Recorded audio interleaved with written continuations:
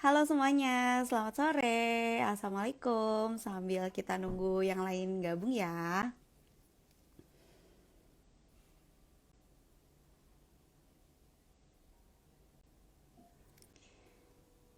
Ya, udah mulai ada yang nonton. Selamat bergabung di Instagram Live menjaga kesehatan mental saat anak sekolah daring. Dipersembahkan oleh Bank BJB selaku Mitra Sinarmas MSIG Live. Hari ini, seperti yang udah aku ngomongin dari kemarin, aku ditemenin sama seorang psikolog yang udah sering banget nih kita lihat sosoknya zaman dulu ya di TV. Kalau sekarang aku udah lama gak punya TV, aku nggak tahu apakah Bunda masih ada di TV apa enggak. Beliau adalah Dr. Rosemini Agus Halim, MC yang akrab disapa dengan Bunda Romi. Bunda Romi ini adalah psikolog anak yang juga aktif menjadi peneliti, narasumber di berbagai webinar, juga staf pengajar dan koordinator program Magister Pendidikan Anak Usia Dini di Fakultas Psikologi Universitas Indonesia. Wah, kemarin pas aku bilang mau live sama Bunda Romi nih, mahasiswanya banyak banget yang DM aku, kenangan-kenangan kuliah bareng sama Bunda Romi yang katanya wangi banget. Gak sabar banget aku pingin ngobrol sore hari ini bareng Bunda. Tapi sebelum kita undang Bunda Romi untuk bergabung, aku mau mengingatkan bagi yang sudah join kontes cerita Instagram Story menjaga kesehatan mental anak saat sekolah daring, pemenang kuisnya akan diumumkan di akhir acara ini. Jadi ikuti live-nya sampai akhir ya. Pemenangnya itu dipilih dengan yang ceritanya paling menarik dan tentunya mengikuti syarat dan ketentuan dengan tag Instagram @sinarmasmsig_live dan @bank_bcp. Nah, sekarang aku akan cek dulu Bunda Rominya sudah bergabung atau belum. Sebentar ya, sepertinya belum. Kita tunggu dulu. Aku invite deh.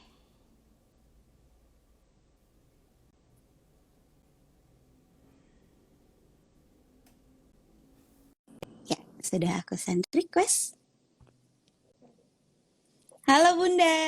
Hai, Assalamualaikum. Waalaikumsalam, selamat sore. Selamat sore, Mbak. Apa kabar, Mbak Nisa? Sehat Bunda? Aku alhamdulillah Alhamdulillah. baik. Iya, Bunda juga sehat ya? Alhamdulillah, sehat, Mbak Nisa. Sibuk banget soalnya nih katanya Bunda nih masih ngajar ya Bun ya? Masih, Alhamdulillah. Iya. Kemarin tuh pas aku bilang mau live sama Bunda banyak banget yang cerita dulu kuliahnya bareng Bunda katanya di psikologi UI. Katanya wangi Mahasiswa dulu banget. ya. Iya, Wah, sampai benar, iya. terkenang katanya. Biasanya kalau berkasnya mereka saya kasih, mereka bilang, wangi, Bun, katanya gitu. Iya, wah ternyata terkenal banget nih wanginya Bunda ya di seluruh Fakultas Psikologi UI. Bunda, kita mau ngobrol-ngobrol nih tentang hebohnya sekolah daring karena anakku juga umurnya tuh 7 tahun. Dia kelas 1 SD dan dari pertama kali SD sekolahnya langsung online. Hmm, Suaraku jelas ya Bunda ya? jelas. Alhamdulillah. Suara saya gimana, Mbak Nisa? Iya, aman kok aman. Aman, oke. Mm-mm. Iya, jadi dia tuh agak-agak tidak tahu rasanya SD offline karena sejak awal sekolahnya online dan aku pun Hmm. awal-awal setahun kemarin tuh aku masih kerja full time dari rumah. Lalu aku akhirnya resign Bunda karena aku nggak bisa bagi waktu untuk kerja di kantor dan juga ngurusin anak sekolah itu terlalu heboh gitu. Kalau Memang Bunda kalau aktivitasnya apa aja nih selama pandemi ini? kegiatan saya biasa ngajar Mbak Nisa, Mm-mm. ngajar apa namanya kuliah biasa setiap hari, terus kemudian bimbingan mahasiswa S1, S2, S3. Ya udah gitu. Pokoknya duduk dari sini ke sana nggak bergerak-gerak, duduk terus gitu ya. Iya betul. Semuanya di depan Zoom ya. Ya, betul Mbak Nisa. Tapi sempet stres gitu nggak sih Bunda? Kan Bunda sibuk banget ya, terus tiba-tiba harus duduk terus gitu. Eh, Awal pandemi memang harus ada penyesuaian, lebih kepada penyesuaian ya Mbak. Jadi saya kan biasanya mobile ya, kemana-mana, ke UI dan sebagainya. Tapi sekarang saya nggak bisa ke UI karena UI-nya juga di apa ya namanya di lockdown. Nah tapi kemudian saya bisa bekerja sebenarnya dari rumah. Namun di rumah saya punya cucu. Alhamdulillah kalau saya ngajar cucunya pangku. Jadi nggak profesional banget deh kayaknya gitu. Jadi saya memilih, saya punya kantor di Cilandak di Ampera. Jadi saya memilih di sini. Kalau nggak saya ngajar dari sekolah saya di Taman Kreativitas Anak Indonesia gitu. Jadi intinya adalah tetap ngajar, tetapi ya dibikin santai aja lah Mbak gitu ya. Setelah beberapa bulan kemudian. Tapi sebelumnya siapa bilang psikolog nggak bisa stres juga. Tapi ya udah dinikmati. Mungkin adaptasinya mungkin saya lebih cepat kemudian mencoba melihat cara berpikir disesuaikan. Oke, memang udah nggak bisa, nggak boleh nggak boleh ngomel, nggak boleh kemudian sebel nih gini, nggak bisa biasanya gini. Kita mencoba menikmati, bersyukur dulu biasanya. Bersyukur alhamdulillah saya sehat, saya masih bisa mengerjakan banyak hal walaupun dengan sesuatu yang terbatas, lalu kemudian move on, gitu Mbak. Iya, jadi harus menyadari dulu ya sampai di mana batas kita bisa terima kondisi ini ya, baru kita bisa move on. Nah, Bunda ada pengalaman nggak sih separah apa kondisi pandemi ini pada kesehatan mental orang tua? Bunda kan punya sekolah juga, mungkin orang tua ada yang curhat. Iya benar Mbak, sedih ya, kadang-kadang kasihan juga orang tua, tetapi memang situasinya memang seperti ini. Jadi kalau misalnya anak yang tadi kayak Mbak Nisa bilang anak masih kecil gitu, kemudian tiba-tiba harus belajar dengan sesuatu, karena gini, pada waktu kita balita anaknya itu konkret dan operasional, dia harus lihat barangnya, harus disentuh, harus diajak jalan, ajak main. Tetapi kalau dengan metodologi yang sekarang pendekatannya adalah teknologi yang virtual begini, itu sebetulnya tidak terlalu cocok untuk anak-anak balita. Tetapi kita coba bikinkan sesuatu yang lebih cocok lah untuk mereka. Nah, kalau orang tua itu rata-rata adalah pertama, masalah diri sendiri itu juga menjadi hambatan. Hambatannya adalah mereka kan harusnya bisa kerja, tetapi kemudian harus di rumah, ya. Tapi juga berikutnya lagi mereka tuh harusnya dulunya tidak terlalu banyak mengurusi tatak, tetek bengek atau lalu lelonya anak-anak ini ya, tetapi tiba-tiba ada pandemi, guru cuma ngasih pengajaran sedikit, lalu kemudian ada yang di-PR-kan di rumah, di-upload dan sebagainya. Bayangkan kalau ada anaknya 4 atau 3, ya kan? Jadi bertanduk semua bapak ibunya. Dan kemudian juga masalahnya ekonomi kita kan juga tidak terlalu baik ya, sehingga kadang-kadang ada orang tua di PHK, ada orang tua yang kehilangan, tapi itu juga menjadi tambah membuat kita jadi stres. Nah, yang kalau datang ke tempat saya, klien atau pasien saya itu rata-rata kadang-kadang banyak yang mengeluh tentang bagaimana sih mereka kok kayaknya nggak bisa deh, kayaknya sudah nggak sanggup lagi gitu.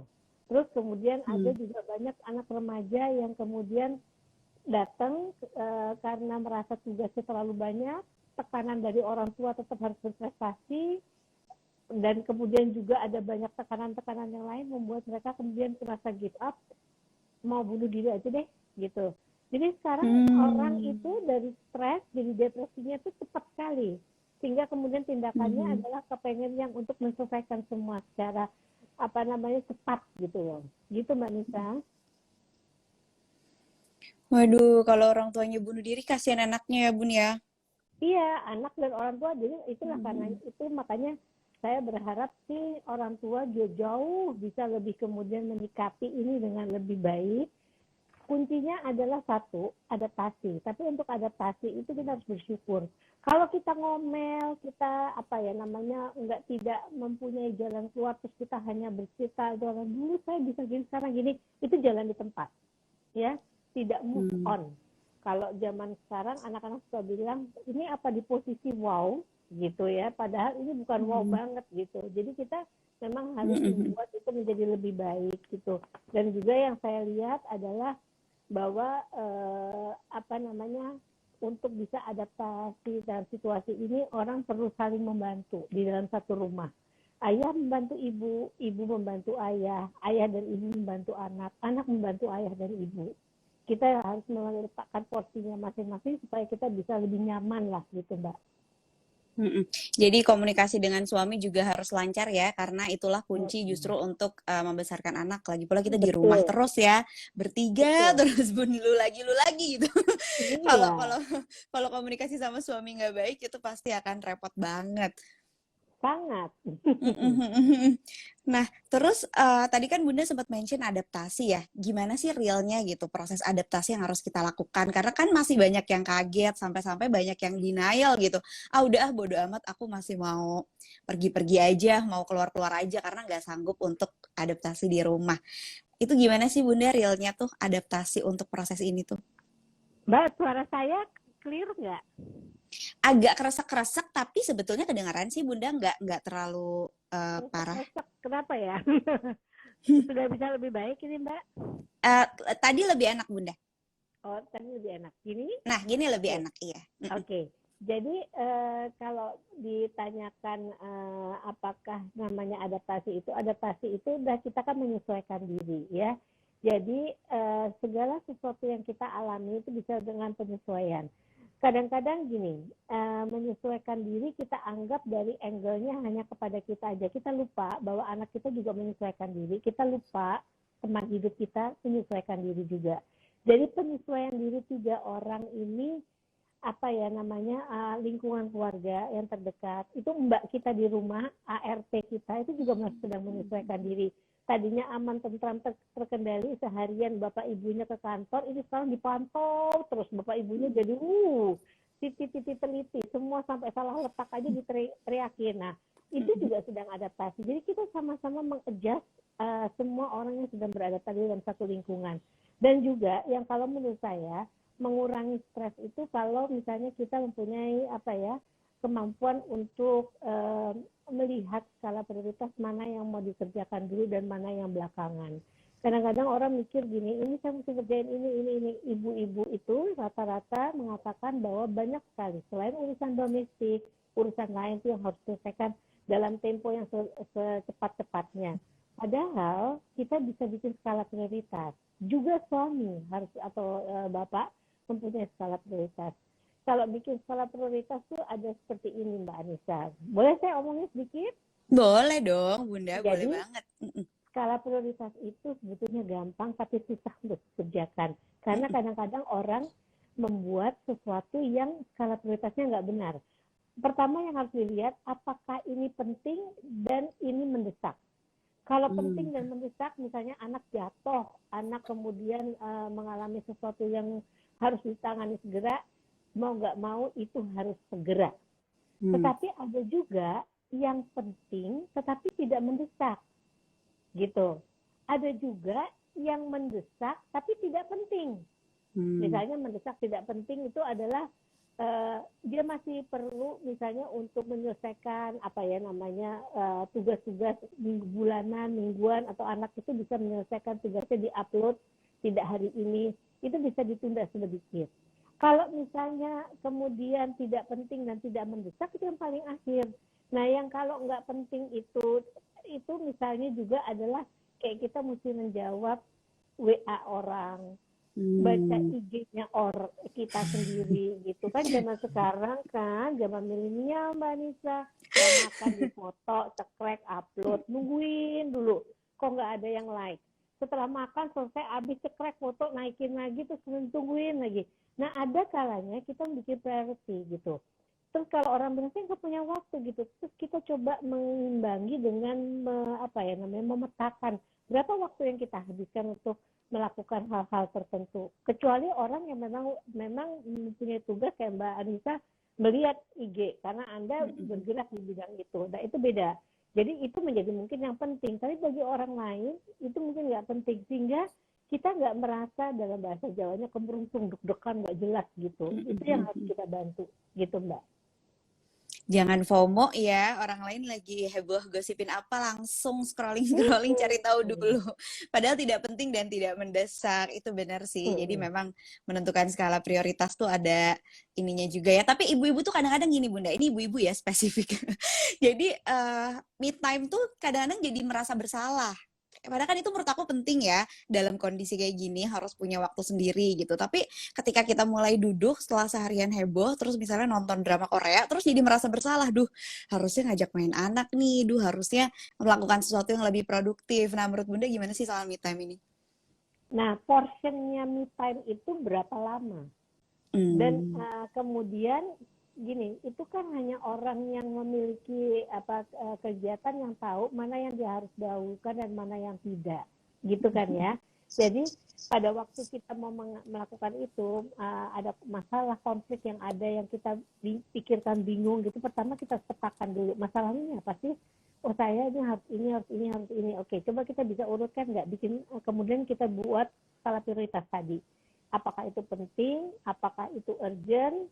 Itu harus jelas. Lalu kemudian setelah itu lihat nih diri kita. Kita punya kapasitas yang seperti apa? Kelebihan dan kekurangan kita apa? Misalnya gini, saya lagi kurang sehat. Jadi berarti ada hal yang tidak bisa dilakukan segera karena sedang kurang sehat. Jadi kelebihan dan kekurangan itu menjadikan bagian di mana kita nanti akan memutuskan mana yang mau kita lakukan. Setelah itu rancang strategi. Kalau dalam ibu-ibu ini kan multitasking. Multitasking ini gimana? Dalam satu kegiatan bisa 2 atau 3 hal yang dikerjakan. Satu hal ya, misalnya gitu. Sambil masak dia sarapan. Ya kan? Sambil goreng-goreng ya. Itu udah luar biasa loh. Bukan itu sesuatu yang jelek, malah bagus. Saya selalu mengajarkan sama anak saya, kalau masak untuk anakmu, sekarang kamu sarapan. Jadi kamu nggak lupa sarapan. Karena kamu mesti sehat, saya bilang gitu. Jadi itu multitasking itu udah dilakukan banyak ibu-ibu. Lalu kemudian kita lihat, apa sih kita yang mesti lakukan sekarang? Mulai dari mana dulu? Nah, kalau me time itu penting, kalau baterai itu di charging gitu ya, supaya untuk kemudian kembali bersemangat. Tapi memang harus dilihat drakor itu berapa lama. Ikatan Cinta lah Mbak, sekarang micin. Nah, ya kan? Ada yang ketawa di sini. Ikatan Cinta micin itu, saya kemarin ditanya sama wartawan dari Silet itu. Kenapa kok jadi sampai segitu? Saya bilang itu kemudian membuat orang melambung-lambung tinggi. Kalau melambungnya masih bisa realitas nggak apa-apa. Tapi kan ada waktunya gitu. Dan pada waktu itu kita lihat kita bisa nggak melakukannya. Kalau misalnya jam pada waktu tayang itu kita sedang lagi harus melakukan apa, mungkin kita bisa tunda. Jangan lupa kita punya YouTube, punya apa untuk bisa melihat ulang gitu. Jadi ada cara lah selalu kayak gitu. Bukan berarti nggak boleh, tetapi kalau misalnya me time-nya hampir 5 jam gitu, ya Anda kehilangan banyak waktu untuk anak-anak gitu. Iya Gitu Mbak. betul. Nah, ini nyambung ke topik kesehatan mental. Kemarin juga aku sempat mention sama Bunda kalau suamiku tuh pandemi ini 4 bulan sampai ke psikiater dan dia minum obat karena sebelumnya sudah dengan psikolog selama 1 bulan tidak ada perubahan, akhirnya dirujuk ke psikiater. Nah, aku yakin nih Bunda banyak banget sebenarnya orang-orang yang mungkin juga merasa dia secara mental kurang sehat, tapi kurang aware gitu sama kesehatan mentalnya. Kalau aku kan kayak ngelihat ini suamiku nggak beres nih karena siang-siang bukannya kerja malah pinginnya tuh tidur terus, bener-bener pingin selimutan terus, sehingga aku ini ada yang nggak beres, kayaknya kamu perlu bantuan gitu, dan dia mau. Tapi mungkin ada juga orang-orang yang nggak tahu tanda-tandanya tuh sebenarnya apa sih Bunda ketika kita tuh punya masalah mental. Ya, jadi orang pada waktu sibuk dia melakukan ini gitu. Tapi pada waktu tertentu memang kadang-kadang orang tidak tidak apa ya namanya pada waktu situasi seperti ini kadang-kadang tidak bisa mencoba yang tadi adaptasi merubah itu semua dengan cepat ya. Nah, ada kalanya pada waktu orang sehat mental menyadari potensinya apa yang harus dia lakukan itu bisa dia lakukan. Karakteristiknya misalnya dia masih bisa tertawa dalam situasi gini, bukan tertawa sendiri ya, tetapi oh iya ya tadi saya salah nih, harusnya saya timingnya nggak begini nih gitu ya. Terus kemudian dia masih itu cara-cara ciri-ciri orang yang tidak mengalami stres walaupun dalam keadaan situasi yang penuh dengan tekanan ya, terus tidak dibanjiri oleh emosi negatif.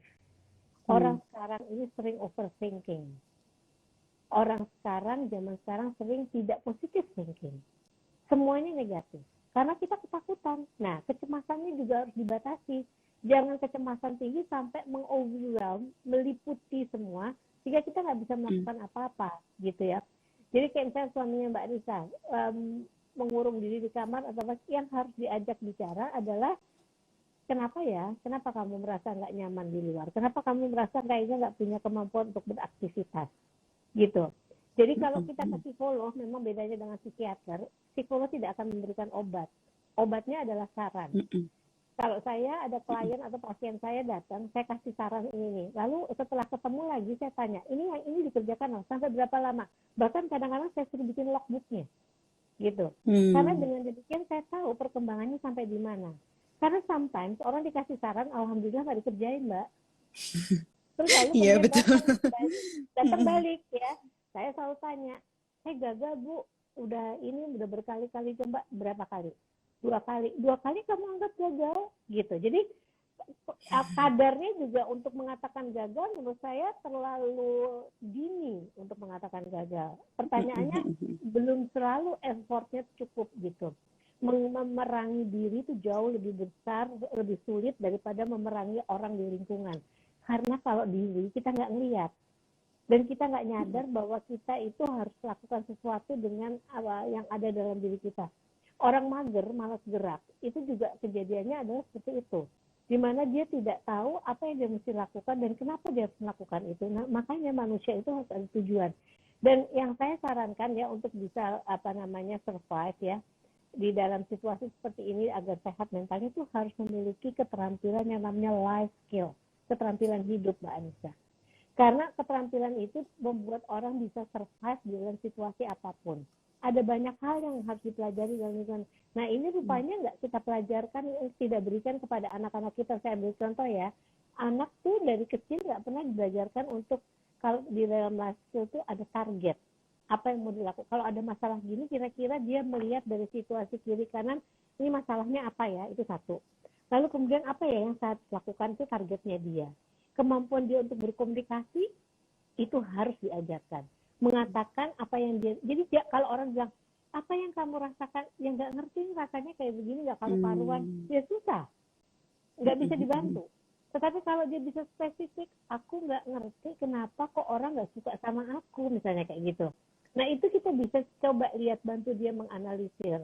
Lalu kemudian kemampuan anak itu untuk belajar, untuk berempati, itu salah satu dari life skill. Memahami perasaan, pikiran orang lain. Ada banyak hal yang diajarkan, dan kemudian yang berikutnya adalah bagaimana kita mengcombine ide-ide kita untuk mencari pemecahan masalahnya. Dan kemudian berkembang diri kita dengan adanya itu. Nah, anehnya Mbak, orang itu mengatakan dirinya nggak bisa apa-apa dan sebagainya, tapi dia belum usaha. Nah, tidak ada usaha. Allah itu juga kan dalam ajaran kita di agama apapun, kita harus penuh dengan usaha. Mau melakukan, ya tentu doa pasti yang utama. Tapi kemudian usaha. Kalau Anda berdoa dan Anda tidak berusaha, belum tentu mencapai sesuatu gitu. Gitu, Mbak. Iya, jadi ini aku recap sedikit ya, keterampilan hidup tadi menurut Bunda adalah yang pertama adalah problem solving ya Bun ya. Kita harus tahu gimana sih caranya kalau melihat suatu masalah tuh berusaha untuk cari solusinya dan juga berempati. Nah, itu pun diajarin ke anak karena biasanya nih orang tua ya ngajarin ke anak sih benar sih Bun. Anak tuh harus bisa divalidasi emosinya. Kita harus ngajarin emosi sama anak. Kita harus ngajarin anak empati. Tapi begitu ke diri sendiri ditanya kamu kenapa? Bingung yang tadi kata Bun. Iya, aku nggak tahu aku kenapa, ini perasaan apa. Jadi ya memang harus sama-sama mungkin ya, orang tuanya juga belajar mengenali emosi diri sendiri, juga ngajarin anak mengenali emosinya. Terus tadi kan Bunda sempat mention ya ada kecemasan berlebihan karena tidak punya tujuan gitu. Nah, di batas apa sih sebenarnya kecemasan itu disebut berlebihan, dan gimana caranya untuk kita tahu bahwa ini kita sudah berlebihan nih gitu. Kecemasan itu sebenarnya ada dua kalau di ilmu saya ya, ilmu psikologi, bukan ilmu saya, ilmu psikologi. Jadi masa tipe T. Kalau kecil itu tiap manusia memang punya cemas, wajib cemas. Anak mau ulangan nggak cemas, hati-hati. Artinya dia udah nggak ada takut-takutnya sama sekali. Begitu dia cemas dikit, dia kemudian belajar, dia berusaha, itu menjadikan booster untuk dia sendiri. Tapi kalau kecemasan tingkat tinggi, itu kecemasan yang besar sekali, itu menutup semua sisi dari cara berpikir, apapun ditutup. Kenapa? Sampai tidak bisa melakukan apa-apa. Karena semua serba takut, serba nggak jelas. Sebetulnya kecemasan yang tipe yang besar ini, itu kadang-kadang disebabkan oleh kita yang menilai, menganalisis terlalu jauh. Misalnya contoh gini, ada masalah tentang COVID. Tiap hari dengar berita tentang kenaikan COVID ini. Terus kemudian ada banyak hal-hal yang kita lihat, memang kita lihat meningkat apa gitu. Ini hati-hati nih. Kalau ditelan mentah-mentah, menjadikan kecemasan yang luar biasa. Saya bisa kasih contoh, ada orang yang ke saya yang kemudian sekarang ini dia melarang seluruh anggota keluarganya untuk keluar dari rumah. Kenapa? Karena ketakutannya. Nanti kalau kamu keluar, saya takut nanti kamu kalau masuk ke rumah lagi membawa penyakit dan sebagainya, gitu ya. Jadi kecemasannya sudah seperti tidak masuk di akal lagi gitu. Kadang-kadang kita harus berpikir 3M itu untuk apa? Untuk bisa mengatasi supaya kita tidak tertular dan sebagainya. Misalnya sekarang gini, saya bicara gini nggak pakai masker karena dekat saya nggak terlalu dekat dengan orang-orang. Tapi begitu dekat orang-orang, saya automatically akan bilang saya perlu ini, saya jangan didekati, saya harus gini, saya harus apakah pakai face shield dengan masker atau masker aja without face shield. Tapi itu nggak bikin saya kemudian semua jadi parno gitu loh Mbak. Nah, ini yang kalau menurut saya yang harus dipikirkan oleh orang. Jadi kalau orang nggak bisa menganalisis masalah atau masalah itu konfliknya apa atau apanya yang menjadi penyebab, dia akan overthinking kepada hal-hal yang lain sehingga kemudian jadi negatif gitu ya. Terus kemudian jadi anxiety-nya tinggi. Kayak gini, orang ragu-ragu itu artinya kurang bertanya. Untuk tidak ragu-ragu, banyaklah bertanya gitu. Banyaknya bertanya kemana? Kemana-mana. Tapi anehnya informasi dari semua Google atau apa itu nggak bisa ditelan gitu. Tapi harus kita cermati. Itu di dalam life skill tuh ada. Nanti kalau ada yang mau tahu nanti coba lihat deh ke saya tuh, saya kasih tentang yang namanya life skill. Itu gimana sih? Dia salah satunya adalah memfilter mana yang bisa diterima dan tidak. Jangan sampai kayak gini, kita terima WA dari orang, kita kirim ke tempat lain lagi. Pertanyaannya, Anda sudah baca, Anda lihat betul apa tidak itu? Jangan sampai di forward gitu. Padahal itu nggak benar gitu Mbak. Ya oke, nyambung ke sekolah online nih Bunda. Jadi banyak banget orang tua yang curhatnya tuh adalah takut anaknya ketinggalan. Jadi yang mau masuk TK takut nih anaknya masuk TK nggak ya, kan TK-nya online. Apakah kalau tidak sekolah akan tertinggal. Begitupun yang anaknya SD, ini sekolahnya online gini, belajar nggak sih dia gitu. Itu kecemasan-kecemasan orang tua yang terjadi selama sekolah online ini. Menurut Bunda gimana sih? Gini, sekolah, taman kanak-kanak, playgroup itu sebenarnya prasekolah. Kalau Anda mengeluarkan anak Anda dari sekolah, di situ Anda yakin Anda bisa stimulasi di rumah, no problemo. Prasekolah. Pertanyaannya gimana stimulasinya? You have to banyak baca. Salah satunya apa? Tugas perkembangan anak. Setiap stage dari perkembangan anak itu ada tugasnya. Nah, tugas ini harus bisa dicapai agar bisa dia mencapai tugas berikutnya nggak mengalami kesulitan. Dan itu mesti distimulasi. Misalnya, anak mau masuk SD, jadi di TKB, itu dia harus motorik kasarnya lari ke motorik halus. Nah, kalau dia nggak pernah distimulasi motorik halusnya, tidak bisa dia. Anak mau baca, dia harus tahu visual spasial di atas, di bawah, di kiri, di kanan, di depan, di belakang. Kemudian sehingga dia nanti tidak disleksia dan sebagainya. Jadi ada tahapan yang mesti distimulasi di rumah. Stimulasi itu dengan apa aja, nggak selalu harus kayak ada bu guru, ada papan. Boleh dengan sambil bermain, nggak ada masalah. Nah, pada waktu SD, tugas kita lebih berat lagi kalau Anda nggak sekolahkan anak Anda. Karena ada kalau di Diknas itu indikator keberhasilan dari setiap kelas. Nah, itu harus dicapai dari mata pelajaran, gitu. Dan kalau menurut saya, sekarang kan ada kurikulum darurat. Jadi yang di Diknas itu, yang diberikan guru sekarang, bukan kurikulum lengkapnya yang kalau kita tatap muka, tapi udah dibikin slim. Untuk kemudian bisa lebih enak oleh guru diberikan kepada anak-anak. Kalau kita mengajar anak, itu harusnya ada rentang waktu yang sangat standar, di mana kita jangan sampai bikin mereka dari sisi kesehatan matanya rusak dan sebagainya. Artinya kita jadi kasihnya ada, kalau sebutnya ada daring, ada luring. Nah, daring itu apa, luring itu apa, itu kalau kita berikan nanti ada yang di-upload dan sebagainya. Tapi di-combine. Anak kecil itu maksimal misalnya anak RTK ya, setengah jam itu depannya pakai nyanyi-nyanyi, nari-nari, atau gerakan sambil duduk gitu, terus di tengahnya pelajarannya sedikit, lalu ditarik kesimpulannya apa, lalu dibilang nanti di rumah kalian bikin ya, tapi dari ini, itu udah stop gitu. Wabillahi taufik wal hidayah. Berhenti. Nggak usah lama-lama. Saya aja dosen, mahasiswa saya ada targetnya. Kalau bisa nggak lebih dari 50 menit atau jadi kalau jangan 3 jam misalnya gitu online terus. Kasihan matanya. Capek juga. Dosennya apalagi yang udah kepala 6 gini. Capek banget. Iya, duduk terus pegel ya Bunda. Bunda, aku Iya, mau bacain pertanyaan nih dari followers dari Yeni Kak. Bunda, saya ibu bekerja. Saya sering telat, bahkan kadang nggak setor tugas sekolah anak. Saya merasa insecure, merasa tidak bisa seperti ibu lain. Bagaimana cara mengatasinya? Oke. Pertama, ngomong sama gurunya. Kalau guru itu tahu apa yang ditargetkan, tapi yang nggak boleh dan no, membantu tugas anak dengan cara mengerjakannya. Orang tua zaman sekarang kecurangan akademisnya itu tinggi karena orang tuanya yang mengerjakan. Toh juga dilihat guru, jadi biar anaknya dapat nilai bagus. Saya suka selalu mengulik hati nurani, moral orang tua. Anda mau anak Anda paham atau anak Anda hanya naik nilainya atau angkanya tinggi? Mereka rata-rata bilang paham. Oke, kalau paham, jangan bantu. Berikan pemahamannya. Nah, guru memberikan itu. Nah, kalau Anda nggak bisa mengupload itu, tanyakan. Targetnya apa sih, Bu? Apa yang diharapkan? Itu nggak usah dibocorkan ke anak Anda. Anak Anda sendiri tahu. Lalu kemudian Anda melihat, anak Anda sudah kira-kira bisa nggak mencapai itu. Dan pada waktu harus diupload lagi, tugas, tanyakan sama guru.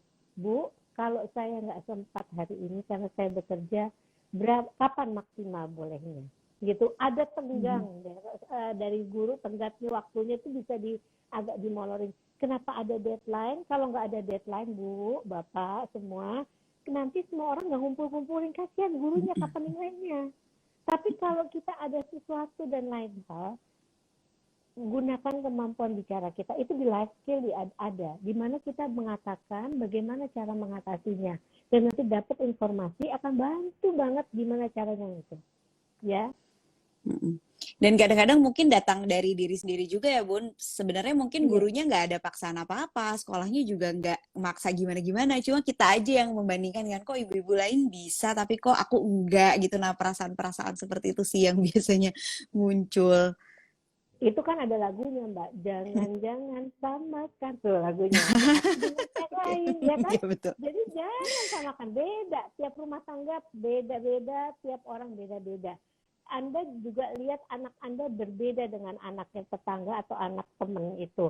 Karena itu kita juga treatment pendekatannya juga berbeda gitu. Anda guilty feeling itu urusan Anda, bukan masalah di anak.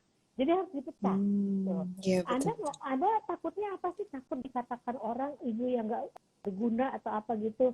Hey, penting banget nggak orang mengatakan itu pada Anda bahwa you are good, kamu ibu yang luar biasa gitu.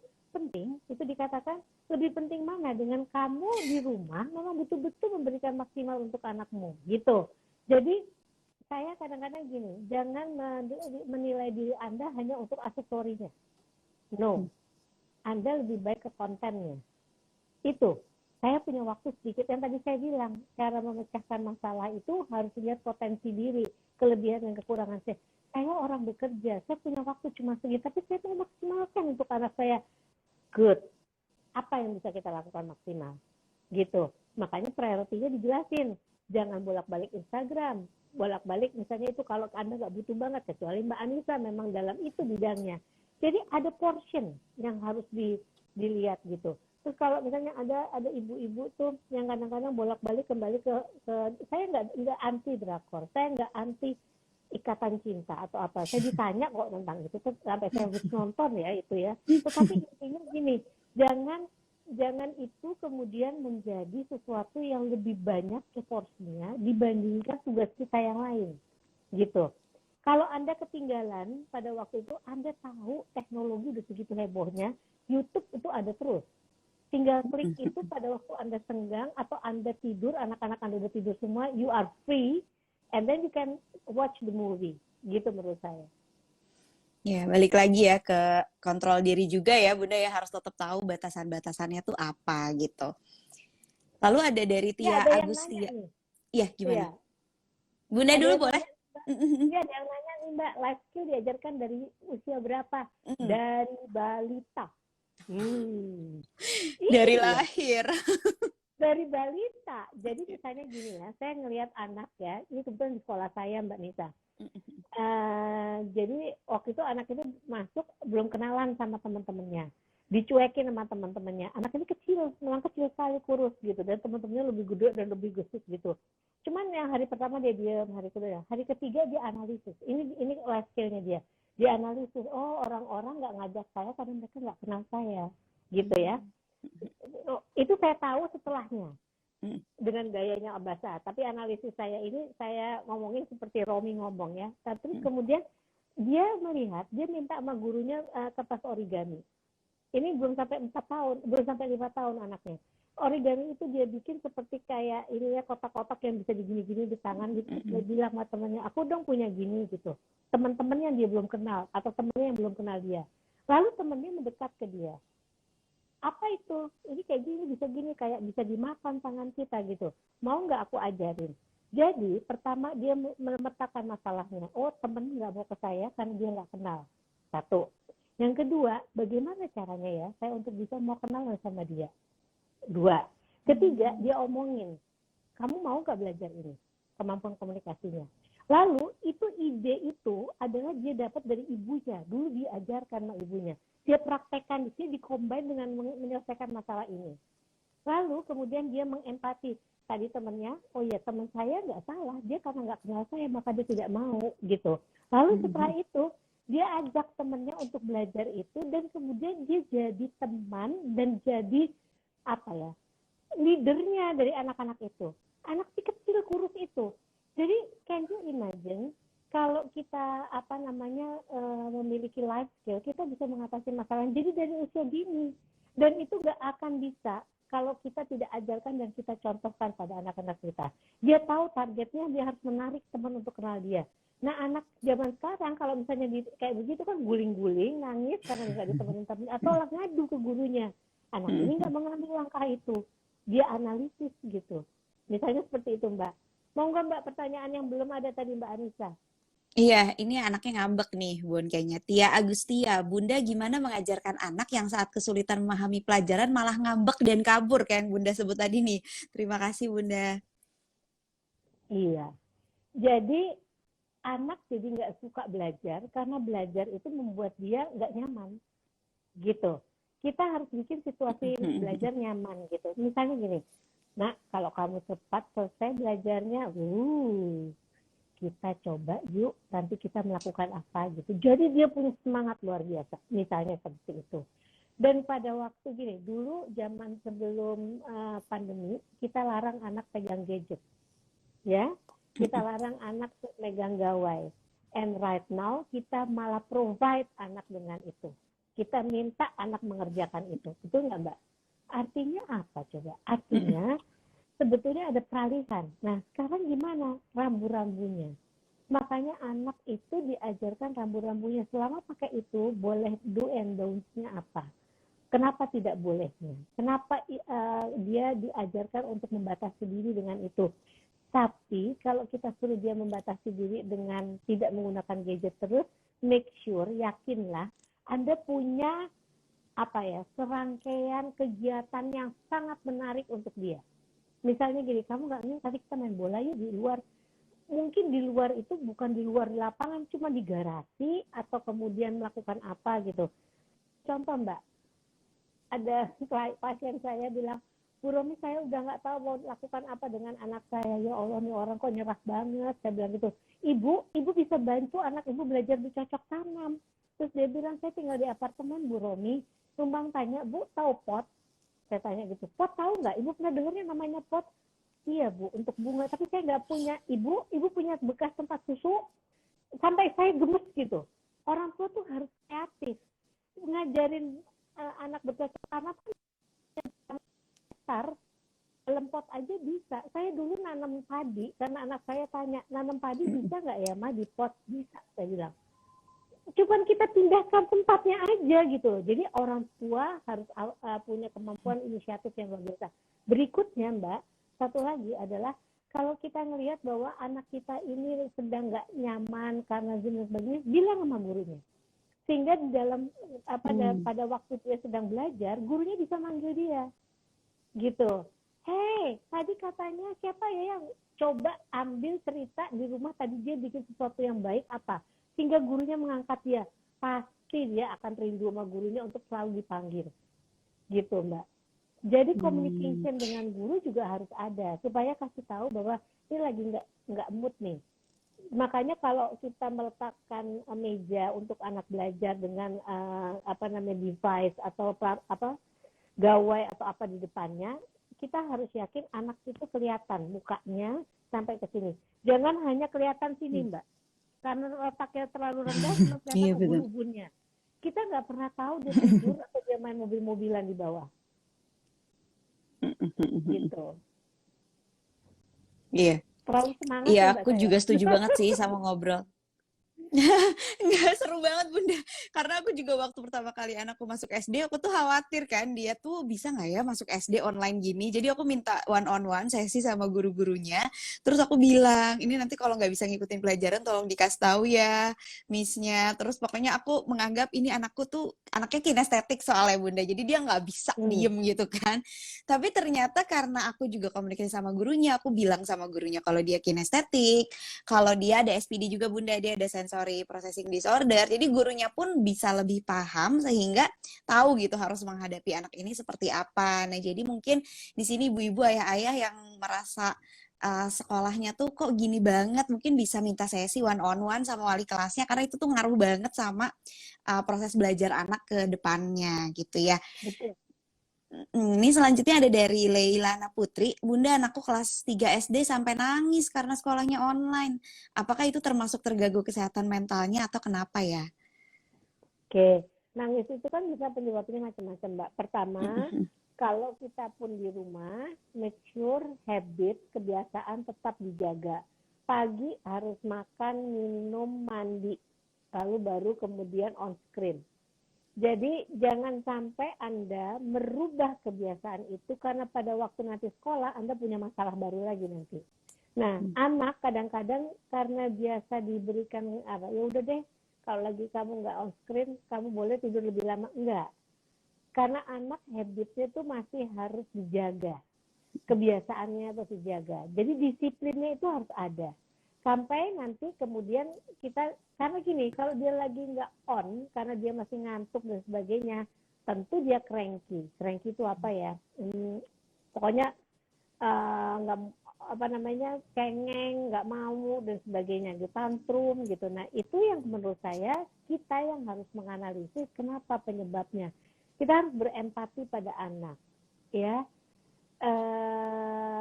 Tahu nggak sih kita bahwa anak ini punya kebutuhan apa, gitu. Jangan juga suruh bikin PR atau belajar pada saat di TV atau di mana ada apa tuh film kartun kayak kesukaannya dia atau apa gitu. Ini kita yang nggak menganalisis kebutuhan anak kita. Maka kalau itu negosiasi dengan anak untuk kemudian dia mau melakukan apa, itu penting banget gitu loh Mbak. Jadi saya sangat menganjurkan orang tua itu melihat dulu anak ini nggak maunya karena apa. Terus memang selama masa pandemi ini belajar itu harus didampingi, ya, bukan didampingi untuk membereskan PR-nya. Kalau anak TK ibunya ikut mewarnai di bawah meja, bukan. Atau anak SD ikut-ikut ngitung pakai kalkulator atau pakai handphone, bukan itu. Tetapi lebih kepada mendampingi kalau ada sesuatu yang dia tidak mengerti. Misalnya temennya ngomong, dia nggak ngerti, ibu gurunya bicara, dia tidak mengerti. Tugas kita menjelaskan dia. Sama kayak pendampingan pada waktu kita lihat TV. Sama seperti itu.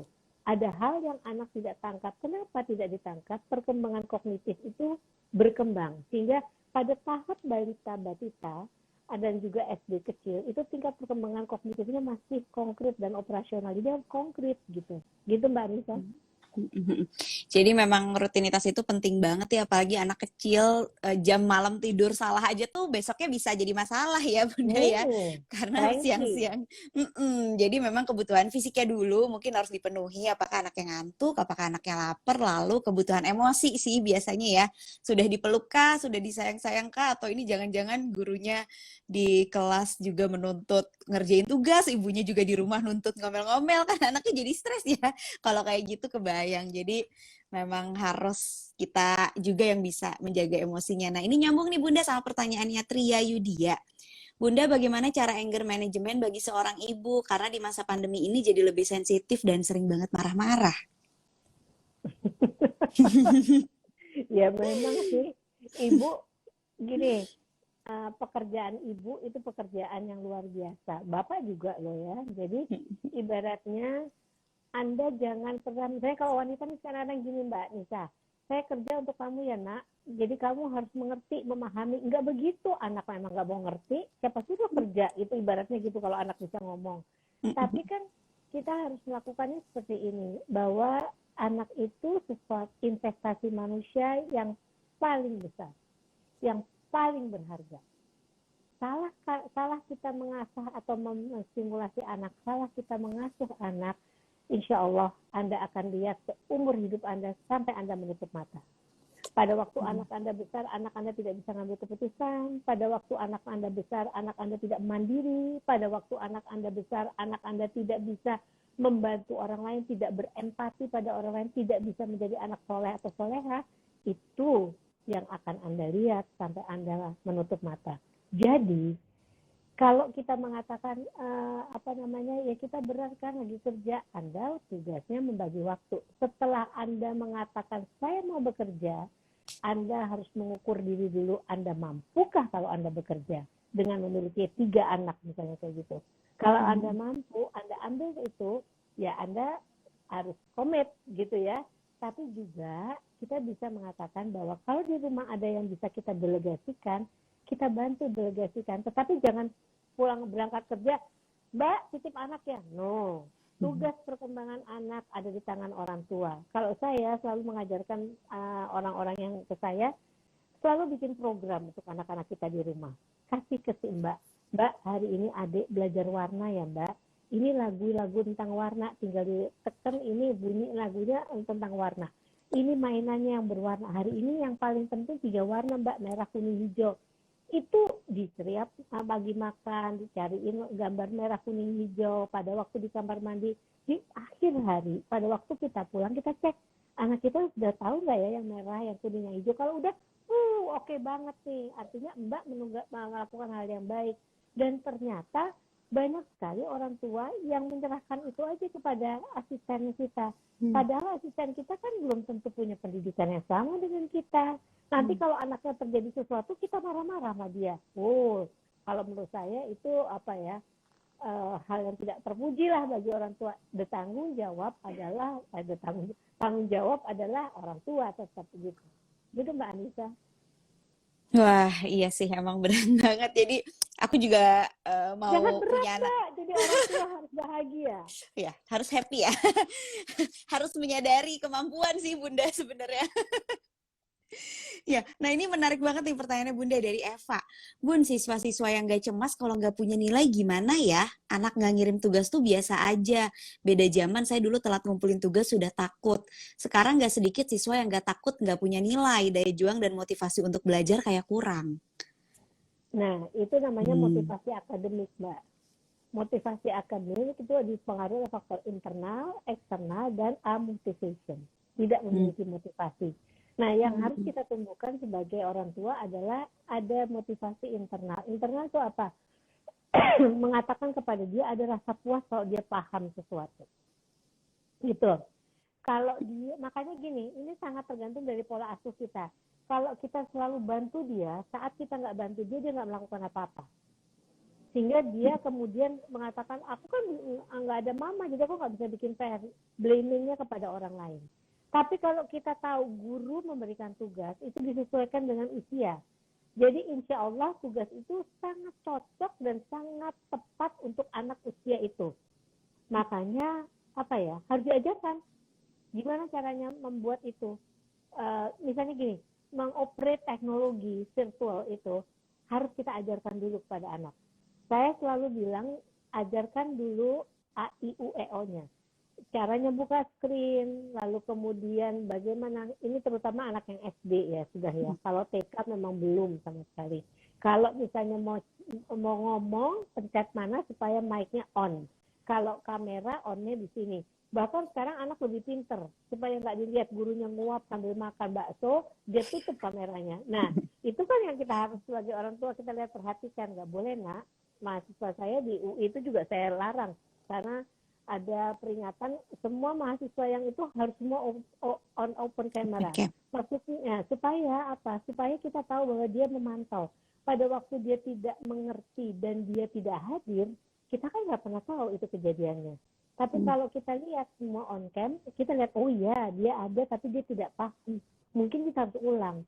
Dan saya yakin seyakin-yakinnya kalau bapak dan ibu gurunya diajak bicara, pada saat anak kita nggak ngerti apa-apa, dia bisa ngulang dengan video call, dengan telepon, dengan apa gitu. Tapi kan memang harus ada cerita dari kita di rumah, apa yang terjadi dengan anak-anak kita. Gitu Mbak. Iya, betul banget sih. Jadi komunikasi sama guru juga penting sekali ya. Nah, ini ada pertanyaan dari Tika Prilia. Sedang di posisi LDM karena suami kerja di site. Saya juga WFH, tiap pagi daily meeting, ngurus anak sendiri. Waduh, pertanyaannya kepotong. Mungkin gimana tipsnya ya Bunda untuk sekolah di rumah bagi pasangan yang long distance marriage? Iya, long distance bagi saat sekarang ini bukan berarti nggak bisa berhubungan sampai 3 bulan atau 2 bulan atau 2 minggu. Anytime you want to reach your children, it can be. Dengan cara apa? Anda bikin video call, Anda telepon, memang tidak ada touch, tetapi memang ada perhatian. Misalnya gini, saya juga tidak terlalu suka kalau ibu dan bapak itu membagi PR matematika dengan bapak, PR ini dengan ibu, no. Kalau di SD mungkin masih bisa semuanya ngerti, kecuali nanti tingkatnya udah lebih, itu memang ada kalau ibunya dari IPS, bapaknya dari IPA mungkin itu. Tapi waktu itu anak-anak kecil, kita harus bisa saling mengisi. Lalu kemudian bapak kan nggak 24 jam kerja ya, kan ada waktu jeda. Nah pada waktu jeda itu kemudian kita udah bikin planning untuk kemudian dia ketemu anaknya dengan entah Zoom, entah apa namanya Google Meet atau apa platform apa saja. Kemudian platform itu punya fitur-fitur. Kita bisa pakai itu untuk menjadi bagian dari untuk menerangin dan ngajarin anak kita. Ada deh cara pasti. Dan ini kan bukan eranya surat-suratan. Jadi ada cara yang lebih ringkas untuk bisa ketemu anak kita gitu. Memang tidak ada touch, tapi at least perhatian itu masih bisa didapat. Gitu Mbak. Iya, Bunda nggak kerasa nih kita udah 1 jam. Aku mau rekap pembicaraan kita sore hari ini. Seneng banget bisa ngobrol-ngobrol. Banyak banget yang komentar, materinya bermanfaat sekali karena relatable ya sama kondisi sebagai orang tua. Nah, aku kalau boleh rekap sedikit itu sebagai orang tua di masa pandemi ini, nemenin sekolah anak daring, kita harus sesuaikan ekspektasi karena sekolah online tentu beda dengan sekolah offline, materi dan kurikulumnya juga tadi Bunda bilang sudah di-slimkan sekali ya, jadi lebih sedikit dan mungkin nggak lebih berat buat anaknya. Terus juga sebagai orang tua harus tahu batasan diri, selain tahu kapan harus istirahat, juga harus tahu kalau udah kelamaan me time, jangan sampai me time-nya 5 jam, nanti banyak kehilangan waktu-waktu yang seharusnya bisa dibikin lebih produktif. Yang terakhir, buka komunikasi selain dengan suami, juga dengan guru di sekolah, karena ngaruh banget guru di sekolah itu dengan bagaimana nanti anak kita menjalani hari-harinya di sekolah. Nah, kalau di sekolah anakku tuh ada ininya juga Bunda, jadi pendampingan psikologis selain untuk anak, jadi ada juga untuk gurunya. Jadi gurunya juga dikasih rutin pendampingan psikologis. Tapi aku yakin banget nggak semua sekolah sama, dan untuk bisa pilih sekolah yang value-nya sama kayak kita itu sayangnya butuh biaya yang nggak sedikit.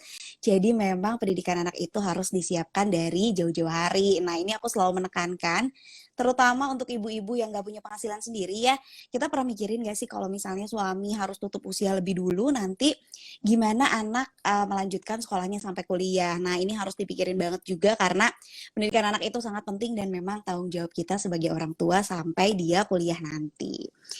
Begitu Bunda, ini terakhir dari kudu siap mental ya, memang kalau punya anak, jadi kepikiran kalau punya anak harus siap finansial juga, bener banget yang tadi Bunda mention mau kerja tapi anaknya 3, itu yang dipikirin jadi banyak banget, selain harus bisa bagi waktu juga harus bisa membagi finansialnya gimana. Nah, untuk solusi lebih lanjut untuk proteksi pendidikan anak ini, bisa menghubungi Bank BJB di @bankbjb atau @sinarmas MSIG Live untuk pencerahan lebih lanjut. Bunda, sekarang aku mau ngomongin pemenang kuis ya. Kemarin tuh habis kuis IG Yuk, Story. Yang pertama itu ada @denidrama08, lalu juga ada @selakserindu_alma, dan yang terakhir ada @triani719. Selamat untuk pemenang, nanti akan dihubungi langsung oleh @bank BJB atau @sinarmas MSIG Live. Aku mau pamitan, ya ampun udah 1 jam Bunda, nggak kerasa banget ya ini kita ngobrol-ngobrol seru sekali. terima kasih Bun, sama-sama Mbak Anis. iya Ini Bunda ada mungkin yang ada. belum jaringannya juga loadingnya susah, kasihan. Nanti mungkin bisa dilihat di mana Mbak Anis? Iya, nanti juga akan di-save di IGTV aku dan di-save juga di IGTV-nya Bang BJB dan Sinarmas MSIG Live. Jadi bisa ditonton lagi sambil dicatat-catat mungkin karena dari tadi juga aku nyatet loh Bunda. Bermanfaat Oh, banget. Iya, aku tuh soalnya aku tipe orang tua yang nggak bisa kalau nggak ketemu psikolog. Jadi aku memang rutin ketemu psikolog 3 bulan sekali untuk diingatkan lagi tujuannya tuh gimana sih untuk punya anak tuh. Karena nanti kita kalau nggak kadang-kadang tuker-tukeran suka lost handphone gitu ya. ya. Tukeran nomor handphone ya Boleh, Mbak. boleh banget. Boleh banget Bunda, karena aku seneng banget bisa ngobrol-ngobrol kayak gini. Ini juga beberapa orang bilang dari Nurs Bibi, sharingnya menyenangkan sekali. Lalu ada yang bilang, terima kasih sharingnya, di save ya, Alhamdulillah mencerahkan banget. Wah, seneng banget. Oke Bunda, kalau gitu aku tutup ya live-nya. Terima kasih. Iya, Assalamualaikum. Alhamdulillah, semoga bermanfaat ya Mbak ya. iya, senang sekali. Terima kasih juga untuk teman-teman yang udah nonton menjaga kesehatan mental saat anak sekolah daring bersama Bang BJB dan Sinar Mas MSIG Live. Terima kasih untuk Bunda Romi untuk sharingnya yang sangat-sangat bermanfaat dan membukakan mata. Sampai jumpa di lain kesempatan. Dadah!